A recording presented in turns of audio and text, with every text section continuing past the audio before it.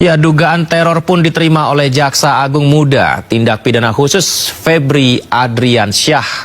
Anggota polisi dari Satuan Anti Teror Densus 88 diduga menguntit Febri saat makan malam di salah satu restoran di daerah Cipete, Jakarta Selatan. Seperti diketahui pemirsa, Kejaksaan Agung saat ini tengah menangani sejumlah kasus mega korupsi. Salah satunya adalah korupsi tata niaga timah yang merugikan negara senilai 273 triliun rupiah.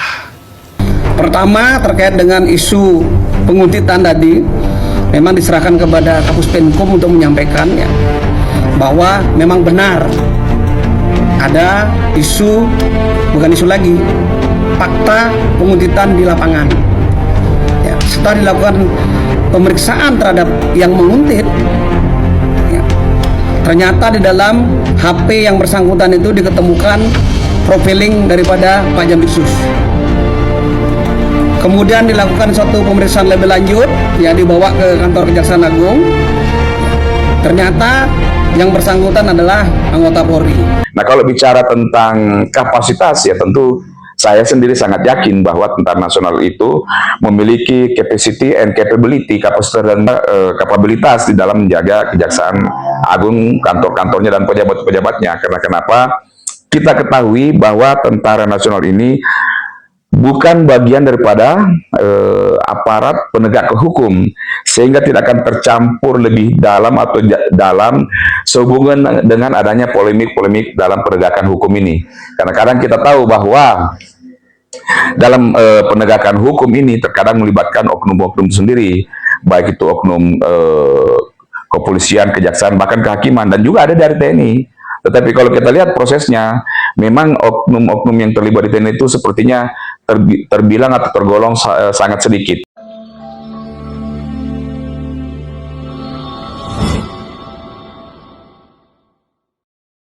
Selamat malam. Malam. Iya. Gimana tanggapan Bapak perihal kemarin kejaksaan ini dijaga oleh TNI? Oke, baik. Jadi memang lagi ramai ya kasus sekarang ini bahwa kejaksaan, dalam hal ini Kejaksaan Agung, terus kemudian sampai jajaran di bawahnya, dalam hal ini Pengadilan Tinggi Negeri, dan mungkin juga para pejabat-pejabat dari Kejaksaan Agung itu meminta pengawalan ke Tentara Nasional Indonesia atau TNI ya. Memang kalau kita ketahui bahwa Tentara Nasional ini atau TNI ini tentu diatur mengenai tupoksinya, tugas pokok dan fungsinya, ataupun itu SOP-nya melalui undang-undang, melalui peraturan presiden, melalui keputusan presiden, terus kemudian sampai kepada peraturan Panglima. Ini semuanya yang menjadi dasar hukum daripada fungsi daripada Tentara Nasional Indonesia itu. Kalau kita lihat yang terbaru dalam Undang-Undang 34 tahun 2005, perubahan daripada Undang-Undang 34 tahun 2004 sehubungan dengan Tentara Nasional Indonesia. Nah, ini menjadi dasar yang paling utama dalam Tentara Nasional Indonesia melakukan tupoksinya ya, fungsinya. Dan memang kalau kita melihat bahwa fungsi daripada Tentara Nasional itu lebih kepada dalam fungsi pertahanan atau ketahanan, dalam hal ini perang, dan ada beberapa fungsi-fungsi yang diperbolehkan selain dalam kondisi perang atau selain sebagai fungsi perang. Nah, kalau kita berbicara tentang bahwa Kejaksaan meminta pengamanan terhadap Tentara Nasional Indonesia, saya pikir kita pernah mendengar bahwa ada suatu rilis daripada Kejaksaan, dalam hal ini bagian penerangannya ataupun juru bicaranya, bahwa memang sudah ada MOU ya, MOU antara jaksa dan TNI. Jadi dalam hal ini bahwa ada suatu kesepakatan kerjasama. Nah, itu yang pertama, sehingga Kejaksaan Agung merasa sah-sah aja untuk meminta bantuan terhadap Tentara Nasional Indonesia. Tetapi kalau kita melihat daripada undang-undang yang ada di Undang-Undang 34 tahun 2025 ini, memang itu akan meloncat daripada tugas fungsi TNI itu sendiri ya, Tentara Nasional Indonesia itu sendiri. Walaupun di dalam salah satu pasal itu yang mengatakan bahwa TNI bisa menjabat fungsi-fungsi tertentu di kejaksaan, tetapi itu fungsi-fungsi tertentu. Dan itu memang kita ketahui bahwa ada jaksa militer yang ada di Kejaksaan Agung tersebut. Nah, itu di luar daripada konteks mengamankan kejaksaan ini beserta dengan aparat perangkat-perangkatnya yang dilakukan oleh Tentara Nasional Indonesia. Sekilas kita memandang bahwa ini suatu hal yang di luar daripada tupoksi daripada TNI itu sendiri ya, di luar tupoksi daripada Tentara Nasional Indonesia itu sendiri. Akan tetapi kita mengetahui bahwa baik itu kejaksaan, kepolisian maupun kehakiman dan TNI itu di bawahnya Presiden sebagai Panglima tertinggi ya. Undang-Undang Dasar 1945 mengatakan bahwa Presiden adalah Panglima tertinggi, bahwa semuanya ini ada di bawah daripada Presiden.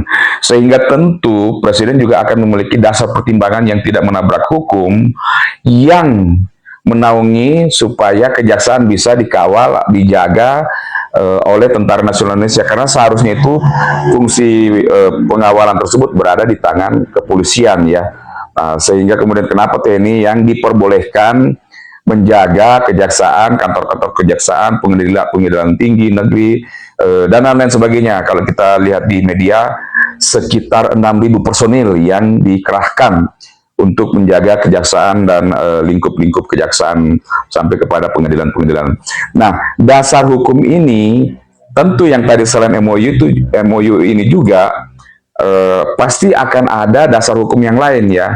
Dan mungkin juga kita memang belum paham ataupun belum tahu, ataupun belum terbit tetapi seketika akan terbit.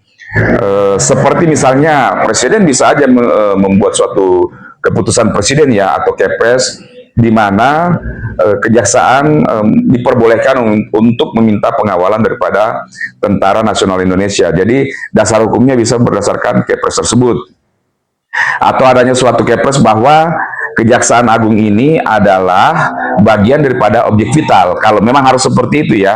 Jadi dasar hukumnya itu harus tetap ada. Nah, ini yang kita akan perlu tahu atau cari tahu. Satu, memang sudah ada MOU antara Kejaksaan dengan TNI, tetapi MOU ini kan hanya kesepakatan lintas instansi gitu. Nah, yang dibutuhkan itu atau yang perlu kita pertanyakan adanya Perpres atau Kepres yang menjadi penjabaran daripada Undang-Undang 34 tahun 2005 yang memungkinkan Kejaksaan Agung itu meminta bantuan daripada Tentara Nasional Indonesia. Karena seharusnya ini memang menjadi fungsi ataupun tugas daripada kepolisian dalam penertiban instansi yang lainnya, menjaga masyarakat dan lain sebagainya. Jadi kalau menurut saya, kalau secara dasar hukum, kalau tanpa Perpres ataupun Kepres, ini masih agak lemah ya.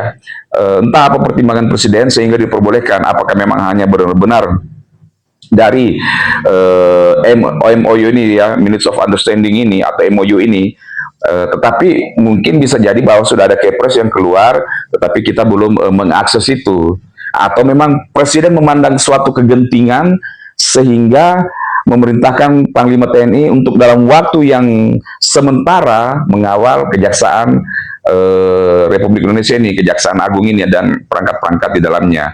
Nah, kalau bicara tentang kapasitas ya, tentu saya sendiri sangat yakin bahwa Tentara Nasional itu memiliki capacity and capability, kapasitas dan kapabilitas di dalam menjaga Kejaksaan Agung, kantor-kantornya dan pejabat-pejabatnya. Karena kenapa? Kita ketahui bahwa Tentara Nasional ini bukan bagian daripada aparat penegak hukum, sehingga tidak akan tercampur lebih dalam atau dalam sehubungan dengan adanya polemik-polemik dalam penegakan hukum ini.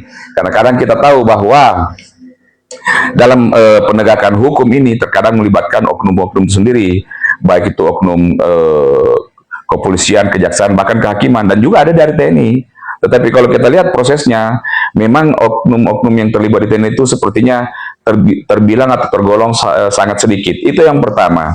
Nah, yang kedua, adanya suatu fungsi yang setipe antara kejaksaan dengan kepolisian, bahwa kejaksaan bisa menyelidiki dan juga bisa menyidiki, kepolisian pun juga bisa menyelidiki dan menyidik ya, sehingga apa, ini akan semacam ada rivalitas ya, walaupun itu seharusnya tidak terjadi, sehingga dengan adanya TNI ini menjadi penjaga pengawal di kejaksaan, seharusnya secara kemampuan itu juga bisa dan mampu. Apalagi kondisi sekarang ini pemerintah lagi benar-benar melalui Kejaksaan Agung lebih giat-giatnya untuk melakukan pemberantasan korupsi ya.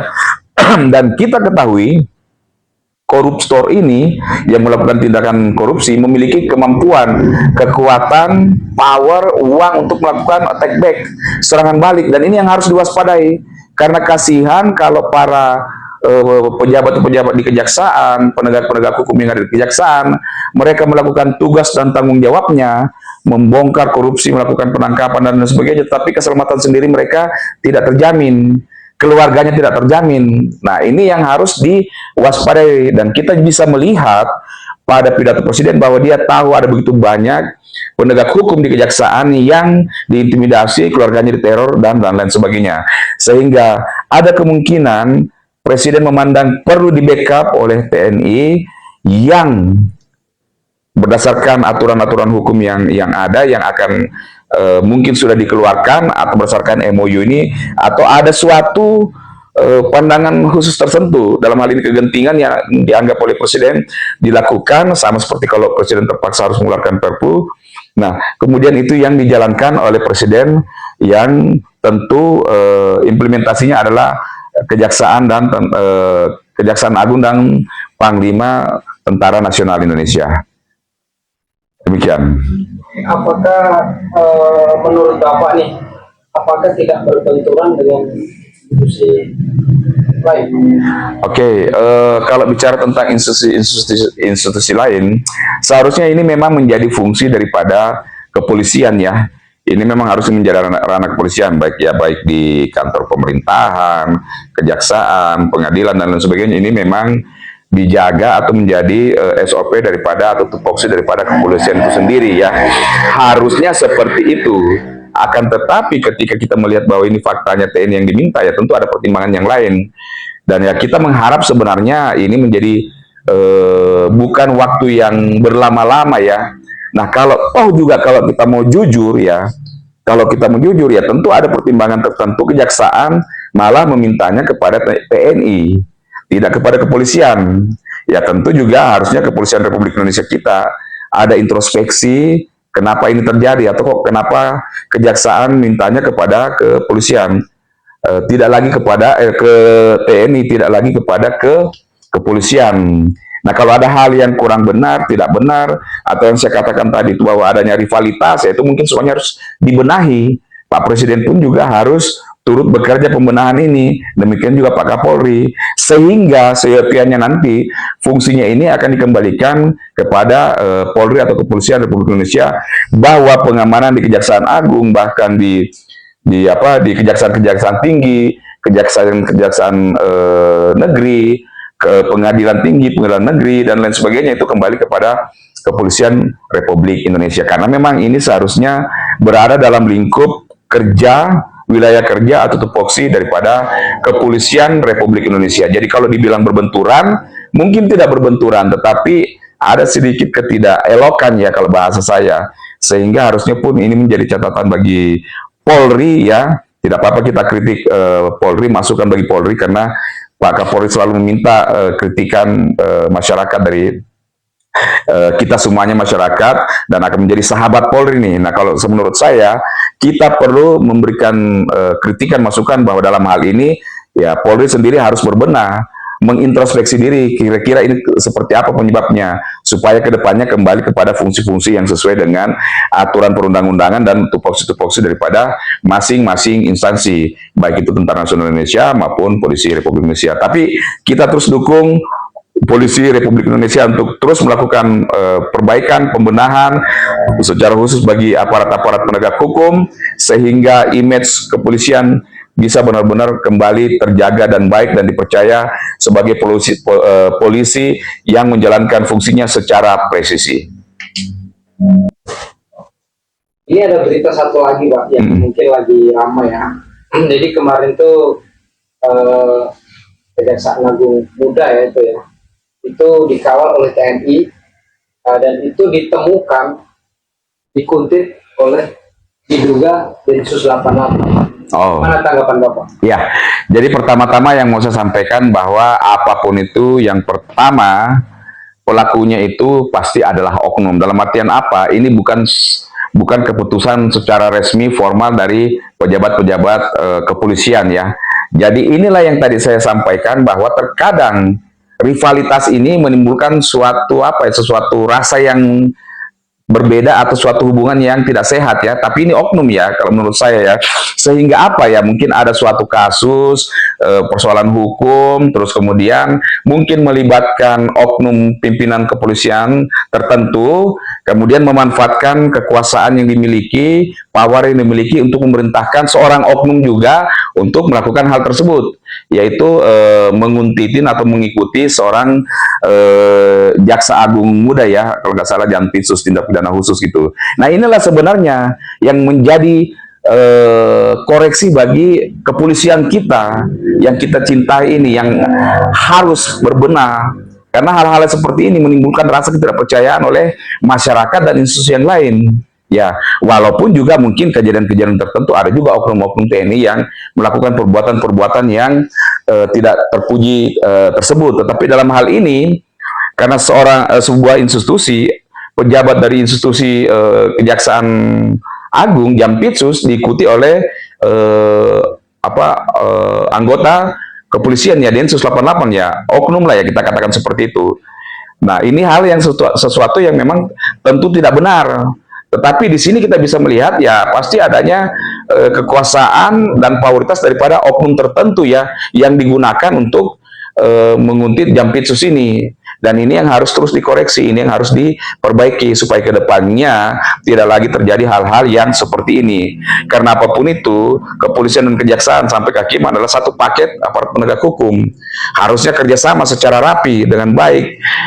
Sebelum ada satu peristiwa kasus yang ditangani oleh kepolisian, sebelum masuk kejaksaan itu kan ada komunikasi. Nah ini harusnya menjadi wadah untuk menjalin komunikasi yang baik. Nah ini hal-hal seperti ini yang kita tidak mau, masyarakat tidak inginkan terjadi ke depannya lagi.